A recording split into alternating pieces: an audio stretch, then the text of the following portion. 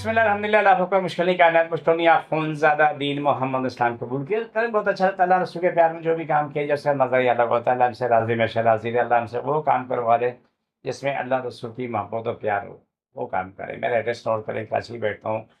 بادرآباد 4 مینار چلوں گی 7 پہلی گلی ہے کونے میں سانی والے سینٹر میں میرا دار ہے صبح 11 سے رات 8 روزانہ کا ٹائم ہوتا ہے اتوار صبح 10 سے 2 کا ٹائم ہوتا ہے اس ٹائم پہ آئیں بخار والا بخار کی حالت میں آئے درد والا درد کی حالت میں آئے اور انشاءاللہ صبح انشاءاللہ بڑی خیر ہوتی ہے عید کے بعد کا جو وقت ہے جو لوگوں کا حشر ہے جو کھا کھا کے ان کا اپنا حشر سے نشر کر دیا الٹی موشن پیٹ کا درد کمر کا درد اور اس کے باوجود بھی سب کچھ ہونے کے باوجود بھی ماشاءاللہ ہمارے لوگ جو ہے ان کا ہاتھ رکنے کو تیار نہیں ہاتھ رکنے کو تیار نہیں ہے پھر بھی کھاتے ہیں بیمار بھی پڑے ہوئے ہیں الٹی موشن بھی ہے او بوٹی بڑی اچھی ہو کباب بڑا اچھا ہے ارے ارے بڑا بڑا مزہ آ رہا ہے کھانے میں ادھر کھا بھی جا رہے ہیں بیمار بھی پڑتے جا رہے ہیں حالت بھی خراب ہو رہی ہے لیکن کیا مجال ہے کہ سمو کے ذائقے کچھ ہو یہ جو باتیں میں آپ کو سمجھا رہا ہوں کہ آپ کھانے کے لیے جیئیں جینے کے لیے نہ کھائیں یہ غلط ہو جائے گا آپ جینے کے لیے کھائیں کھانے کے لیے نہ جیئیں جتنا تھوڑا کھائیں گے وقفے سے کھائیں گے آپ سکون میں لیں گے اور بالکل پرسکون اٹھیں کوشش کریں جتنا اپنے آپ کو سنبھال سکتے ہیں اپنے اولادوں کو سنبھال لیں بیوی بچوں کو سنبھال لیں آپ کے لیے وہی بہت ہے لیکن ایک بات کبھی نہیں بھولنا یتیم اور بیوہ کو نہیں بھولنا میں نے ایک واقعہ بہت پہلے پڑھا تھا زمانہ گزر گیا ایک عالم دین نے مجھے سنایا تھا وہ بھی دنیا میں نہیں یہ میں مختصر کر کے آپ کو بتا ایک شخص کی شادی تھی آج اس نے دوستوں کے ساتھ بیٹھا تھا شادی سے نکال کر بھی میری شادی نہیں بیٹھی دوستوں کو کہا یار کہ اگر سب شادی نہ کریں ہم ایک ساتھ رہ سکتے ہیں سب نے راضی ہو گئے ایک ساتھ رہنا شروع کر دیا کافی دن گزر گئے کافی سال گزر گئے کافی سالوں کے بعد جو ہے نا اچانک اس شخص نے کہا یار کہ جب میں مروں گا تو میں تو جہنم میں جاؤں گا میرے پاس جنت جانے کا کوئی راستہ ہی نہیں میں عید قربان عید الاضحیٰ کی بات کر رہا ہوں قربانی کی بات کر رہا ہوں اس کے بارے سے میں آپ کو سمجھا رہا ہوں کہ آپ کیسے دنیا جو یتیم و بیووں کو سنبھالتے ہیں اس کا انجام کیا نکلتا ہے دوسرے کا یار میں مروں گا تو میں تو ڈائریکٹ جنم جاؤں گا میرے پاس سب کچھ مکمل ہے سارے ویزے لگے ہوئے ہیں حج عمرہ زکوٰۃ خیرات سب ہے اور 5 وقت کی نماز بھی ہے تہجد بھی میرے پاس کوئی کمی نہیں ہے تیسرے کا یار جب آپ جاؤ گے اللہ میرے لیے بہترین بندوبست کرے گا کچھ عرصے بعد جس سے بولا میں جہنم میں جاؤں گا اس کا انتقال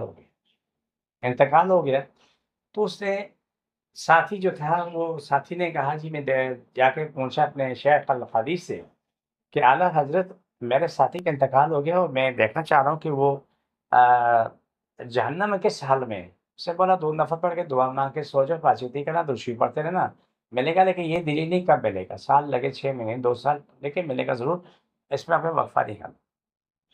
سال گزر گئے جی وہ جنت میں نہیں مل رہا ہے تو بولا جہنم میں تو اس کا کوئی کام ہی نہیں ہے وہ سب کہ جنت میں جائے بولا دیکھ لو جو دیکھا تو وہ جنت فردوس میں بیٹھا ہوا اس نے بولا بھائی یہ کیا معاملہ ہے تو جہنم میں جانے والا تھا تو جنت میں کیسے بولا یہ مت پوچھے کہ راز ہے میں نے شادی سے انکار کیا بولا ہاں میں نے پڑوس سے میت ہو گئی تھی ایک بیوہ عورت سے چھوٹے چھوٹے بچے تھے بہت ہی خوبصورت عورت تھی وہ رو رہی تھی کہ میں بچوں کو کیسے پالوں میں نے رب سے دعا کی اگر اللہ کے بچوں کی کفالت کرنے میں کامیاب ہو گئے یتیموں کی تو میں سمجھوں دنیا میں آنے کا حق ادا ہو جب بچے بڑے ہو گئے میں اس کو ہر مہینے جا کے پیسے دیتا تھا خاموشی سے وہ پیسے بچوں کو کفالت کرتی تھی بچے بڑے ہوئے جوان ہو گئے شادیوں کی بچے روزگار ہو گئے میرے اللہ نے یہاں پہنچا دیا صبح اٹھ کے بولا یار جہنم میں جانے والا جنت الفردوسی بیٹھا ہوا ہے آپ دو رہے گئے بولا اس نے مطلب میں تو جاؤں گی جنت میں تیرا کیا میں نے اس سے اللہ بہتر بندوبست کرے گا کچھ ایسا گزرتا ہے تو جنت میں جانے والے کا انتقال ہو جاتا وہ تیسرا جاتا ہے شیخ الخلی سے پوچھتا ہے وہی بتایا 2 نفر پڑھ کے دعا مانگ کے سو جاؤ ملے گا ضرور لیکن کب ملے گا یہ پتہ نہیں نہ نہیں کرنا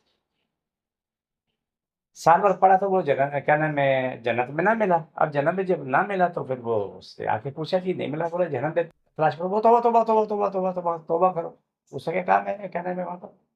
بولا بھائی بندہ شرح جہنم میں دیکھ لو جب دیکھا تو وہ جو سانپ تھے وہ سانپ جہنم کی آنکھ میں جل رہے چیخیں نکل رہی اس نے بولا بھائی تو جنت جانا والا تو جہنم میں کیسے آ گیا بولا مت پوچھ یہ بھی ایک راز ہے کیا راز ہے جو میں نے حج زکوٰۃ خیراتیں کی ہیں میں نے یتیموں کے مال پہ قبضہ کر کے اس پہ کیے ہیں میں نے اگر وہ مجھے معاف کرتے تو میری بخشش ہو سکتی ہے صبح وہ شخص اٹھتا ہے ان کے پاس جاتا ہے، جان پہچان تھی، تعلقات سے دعا اسلام کی، بولا ابھی تمہارے رشتہ کا انتقال ہوا، اس کا نام نہ اسے جہنم میں ڈالو، بول ڈالنے کی ضرورت نہیں ہے، پہلے سے مجھے لیکن کل یہ بتا دو کہ تجھ سے جو خطائیں ہوئی ہیں، تجھ سے جو غلطیاں ہوئی ہیں، تجھے کون معاف کرے گا؟ جب تو اس کو معاف کرنے کو تیار نہیں ہے تو تجھے کون معاف کرے گا؟ پھر اس نے دعا کی، تبلیغ کی، ان بچوں نے دعا مانگی کہ اللہ ہم اسے معاف کر رہے ہیں اپنی رضا کے لیے، رب العزت کسی اور گناہ میں بھی اگر ہے تو اللہ تو اس کو معاف کر، یہ دعا مانگی اور آگے 2 3 دن تک اس نے پڑھا، جہنم میں تو نہ ملا، پھر اس نے جہنم میں پڑھا تھا، معلوم ہوا کہ وہ صاحب جنت سے جہنم سے تو باہر آ چکے ہیں، وہاں باہر بیٹھے ہوئے رو رہے ہیں۔ بولا کیوں؟ بولا ابھی میں جنت میں داخل نہیں ہوں، سیڑھی پہ ہوں، لیکن تیرے لیے جنت الفردوس پہلے تیار ہو گئی۔ بولا کیوں؟ جو تو نے میری بخشش کے لیے محنت کی ہے، اللہ کو بڑی پسند آئی ہے، آپ کے لیے جنت الفردوس، پہلے والے جنت الفردوس، آخری والا بھی، ان درمیانہ والا جو تھا تو جنت میں داخل ہو لیکن کوئی مقام نہ ملا۔ یہ نصیحت ہے، یہ میں نے واقعہ پڑھا بھی تھا بہت پہلے،